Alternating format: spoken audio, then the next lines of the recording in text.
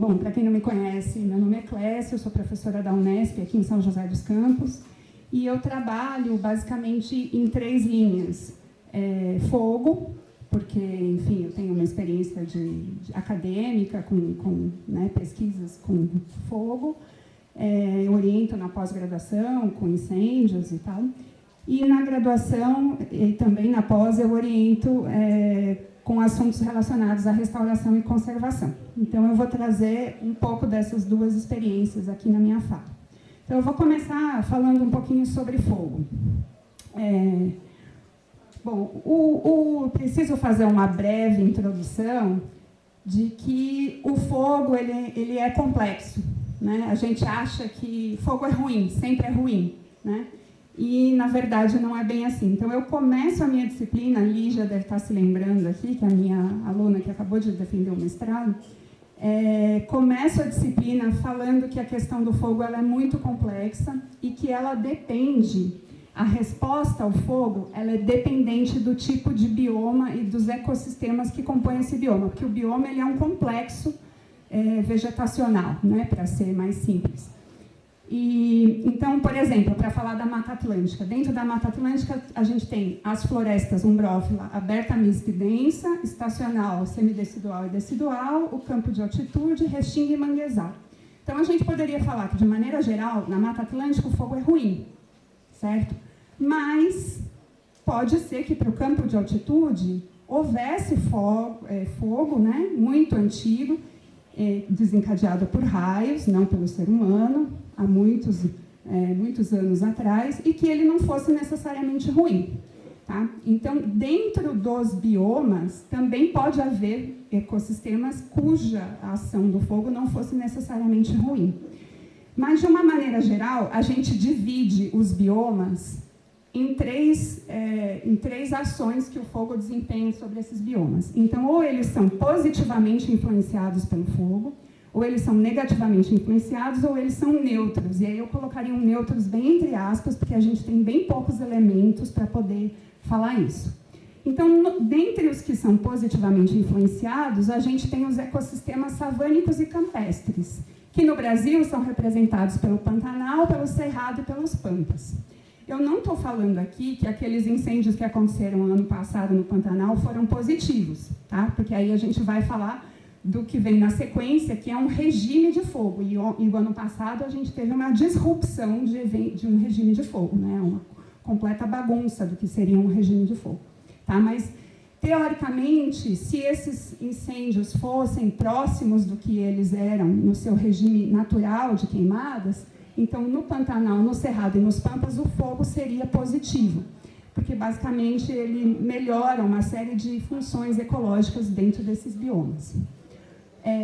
Dentro dos negativamente influenciados, só um pouquinho, Carla, então a gente tem a floresta amazônica e a Mata Atlântica, né, com esse parênteses que a gente já fez. Então, por exemplo, dentro da Mata Atlântica, o campo de altitude pode ser positivamente influenciado, a se estudar mais. Dentro da floresta amazônica, por exemplo, a gente tem as campinaranas, lá no norte, né, em Roraima, que também podem ser positivamente influenciadas pelo fogo, mas de uma floresta, de uma maneira geral, tudo que queima na Amazônia é ruim, né, e a gente tem visto isso bastante. E a caatinga, que não seria nem ruim nem bom, mas, de novo, não temos ainda suficientemente estudos para poder dizer isso. Então, próximo, Carla, por favor. Bom, mas aí, falar que é positivo, que é negativo, depende de um regime de fogo. Tá? Então, o regime ele é definido por frequência. Então, quantas vezes pega fogo naquela área? Então, por exemplo, para falar do Cerrado, né, que é um bioma que, teoricamente, o fogo é positivo. Num campo limpo, que é uma fisionomia aberta de cerrado, ele poderia pegar fogo a cada 2 anos, a cada 3 anos, e isso seria positivo. Numa área mais densa, de cerradão, o ideal, né, seria que ela queimasse a cada 7 anos. Tá? Então, tem uma frequência, né, de queima. E na Mata Atlântica, qual seria essa frequência? Nenhuma. Né? Afinal, a gente não entende fogo como sendo um fator ecológico importante. Eu participei de um projeto lá na Floresta Amazônica de queimadas, mas queimadas muito antigas. A gente fazia trincheiras no meio do mato. Assim, o meu supervisor, ele colocava um dedinho assim no mapa e ele falava, vocês têm que chegar aí, ó. E não importava se era com quantos barcos, se era avião que parava naquelas pistinhas no meio do nada, tá? Se era via carro, enfim, a gente tinha que chegar ali ou mais próximo dali. E aí a gente fazia trincheiras de 2 metros de profundidade nesses pontos e coletava solo e, às vezes, a gente achava pedacinhos de carvão. Carvão como se fosse de churrasco mesmo, né? Só que, e aí a gente mandava isso para um laboratório, que é um laboratório na Austrália, e ele datava isso, dizia qual era a data desse carvãozinho. Então, a gente chegou a achar carvãozinhos datados de 20 mil anos atrás. Então, significa que os povos pré-colombianos manejavam essas florestas e usavam o fogo, né, de alguma maneira, mas era um fogo completamente diferente desse fogo que a gente tem aqui, que a gente tem agora, né? Então, vamos imaginar que o regime de fogo na floresta amazônica fosse de 20 em 20 mil anos, né? Ou com um intervalo aí de 1000 anos entre um incêndio e outro. Isso dava para a floresta um tempo considerável para que ela se recuperasse, coisa que a gente não vê hoje. Tá? Então, frequência é importante, época, quando acontece. Então, se é no início da estação seca, é diferente do que quando é no meio da estação seca, que é diferente quando é no final da estação seca. Tem vários estudos no Cerrado mostrando que a regeneração das áreas varia muito em função de quando o incêndio acontece. O tamanho da área queimada. Então, no Cerrado, por exemplo, né, que a gente tem esses incêndios que eram incêndios naturais. Os incêndios, a ignição deles se dava por um raio. E aí, o que vem depois do raio? Vem a chuva, né? Então, queimava uma área muito pequena e ficava um mosaico de várias areazinhas queimadas e perto de áreas que não queimaram, tá? Então, e hoje, o que a gente tem? Áreas extensamente queimadas. A gente vê no noticiário, recentemente, aí, Chapada dos Veadeiros queimando, Chapada dos Guimarães, áreas imensas. Tá? Então, isso é muito diferente do regime natural. A intensidade tem a ver com o calor liberado durante a combustão. Isso é difícil de medir, precisa de equipamentos, então quase nunca a gente tem esse tipo de informação.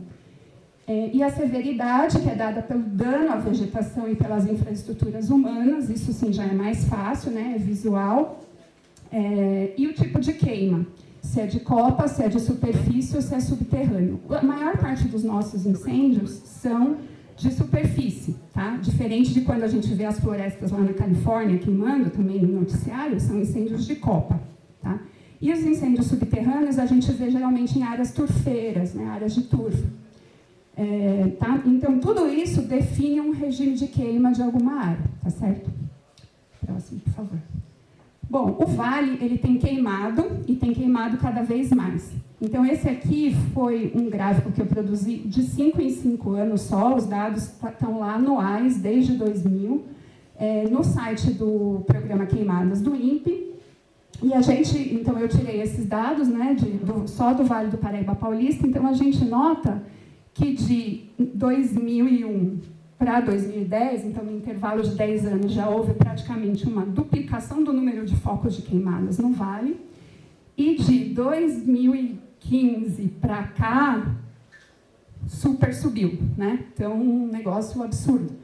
Então, a gente está vendo o Vale queimar mais, né? E não são incêndios naturais. Fique claro aqui, apesar da gente ter áreas de cerrado, aqui no Vale do Paraíba, apesar da gente ter campo de altitude, não são incêndios naturais, são incêndios provocados ou intencionalmente ou não, mas são incêndios antrópicos. Bom, e aí é preciso dizer que esse fogo está associado com um tipo de uso de solo particular. Tá? Então, isso aqui é um trabalho, uma tabela que foi tirada de um trabalho de uma aluna minha, que a gente publicou ano passado, e o que a gente observa? Que há uma maior probabilidade de queima nas pastagens.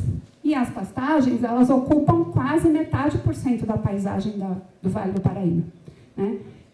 Enquanto que a probabilidade é muito menor onde a gente tem floresta tropical, só que essa área ela é significativamente menor, né? Embora ainda seja grande, ainda bem, do que as áreas de pastagem. Ou seja, então, se a gente tem uma paisagem que é muito ocupada por pastagem, e essa pastagem tem uma alta probabilidade de queima, em virtude do manejo que é feito nessas áreas, então a gente tem um cenário perigoso. Esse trabalho também mostrou a diferença da probabilidade de queima entre os tamanhos de fragmento. Um fragmento que seja pequeno, seja de 1 a 10 hectares, ele tem uma probabilidade 4 vezes maior, 3 a 4 vezes maior de queimar do que um fragmento que tenha de 10 a 100 ou de 100 a 1000 hectares. Então, e aí a gente pode pensar, né, que essa paisagem super fragmentada que a gente tem de cobertura florestal, ela está super exposta a queimar. Tá?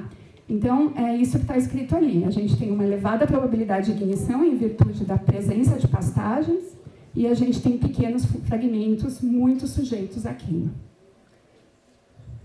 Bom, e aí eu tomei a liberdade de pegar um pedaço do trabalho da Lígia para mostrar aqui o que acontece com esses fragmentos que queimam. Então, aqui a gente fez um levantamento de 20 fragmentos no vale, aqui só tem um, que é em Caçapava, e esse aqui é um índice de qualidade de vegetação, quanto mais verde, melhor a qualidade, quanto mais vermelho, pior.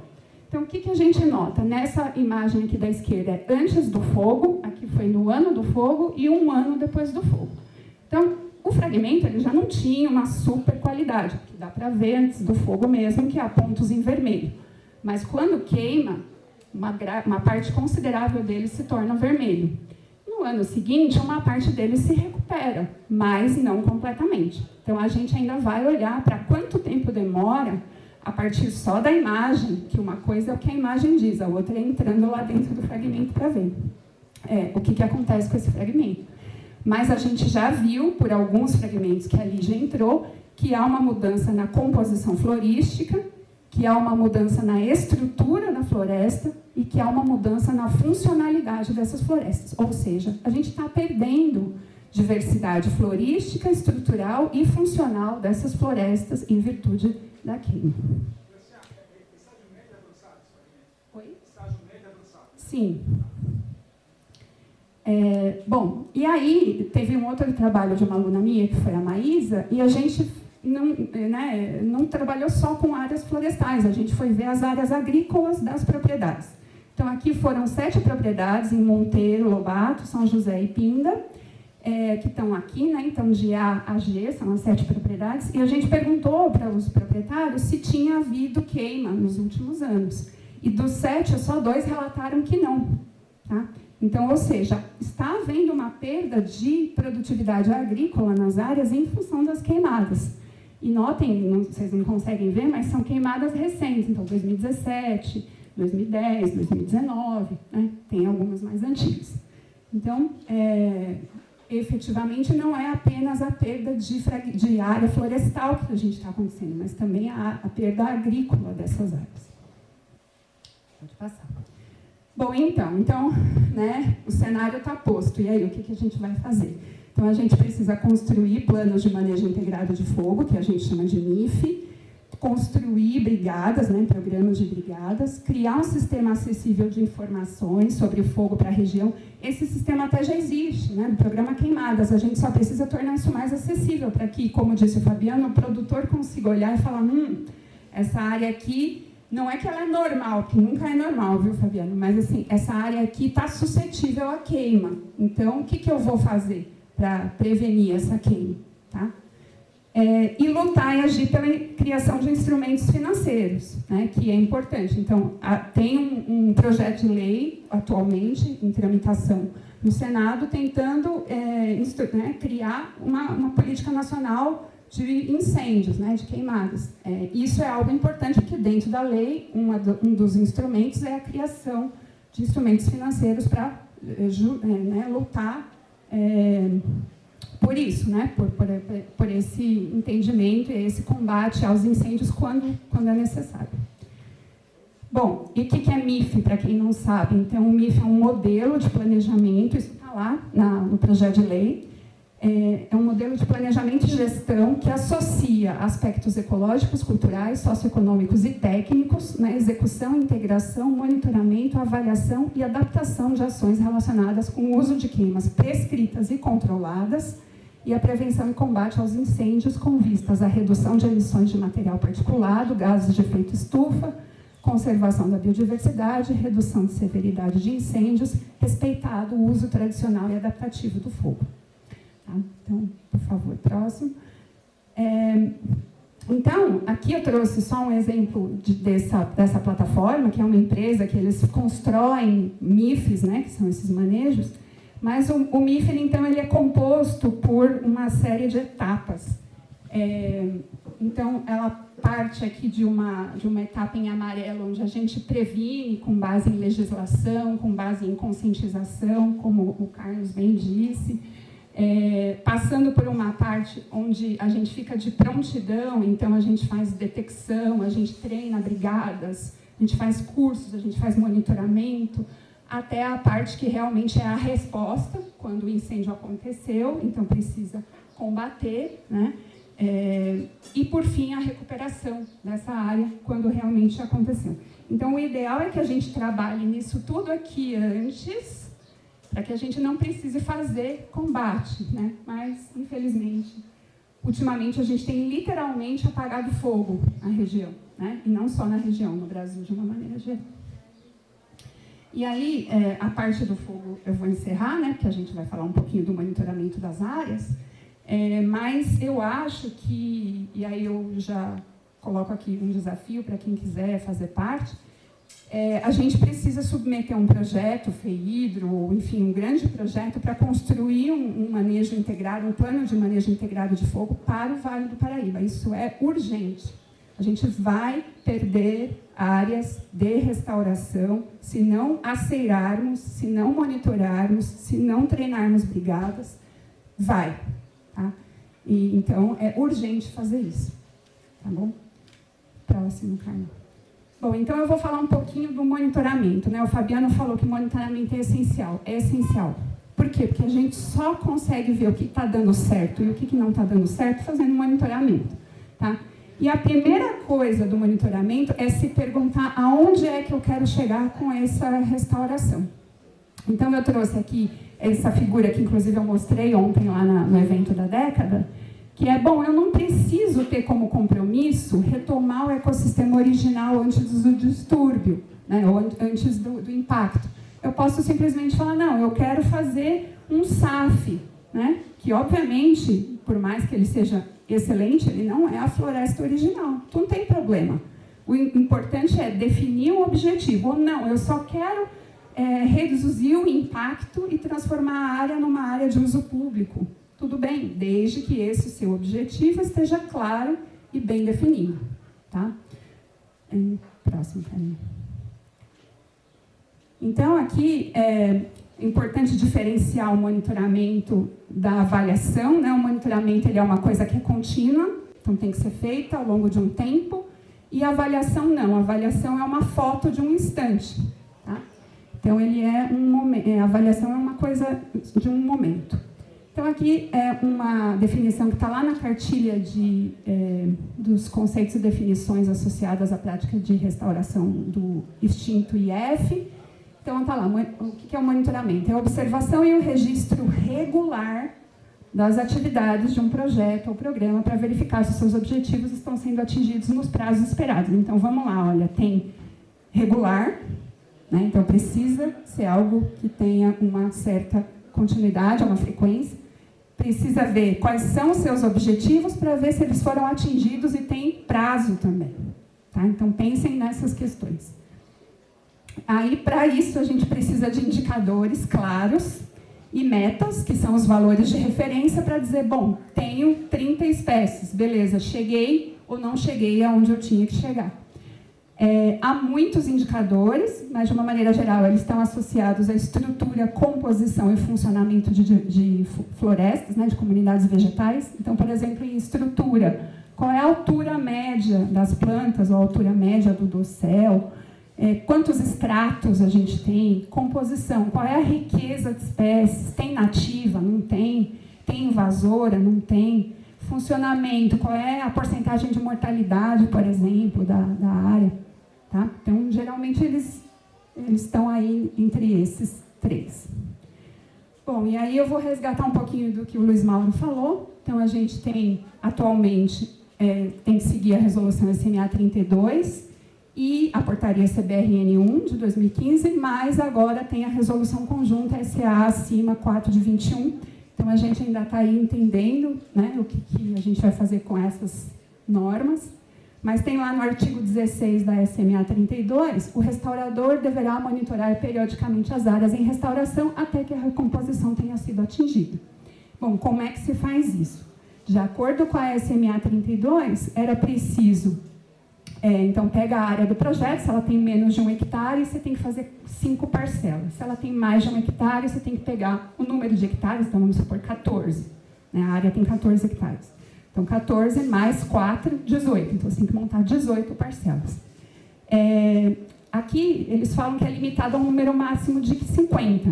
Então, vamos supor que a sua área tenha 48 hectares. 48 mais 4 dá 52. Só precisa fazer 50. Tá? Vamos lá. E aí, assim, como é que são essas parcelas? Elas têm 25 metros de comprimento, 4 de largura. E a gente tem 3 indicadores: cobertura de vegetação nativa, cobertura de solo com vegetação nativa, riqueza de regenerantes e densidade de regenerantes. Então, aqui é um exemplo da medição, né, da quantificação da densidade de regenerantes. Então, a gente percorre, né, essa parcela contando os regenerantes, tá, que estão indicados por essas setinhas em vermelho. Com a resolução conjunta, houve uma modificação nisso.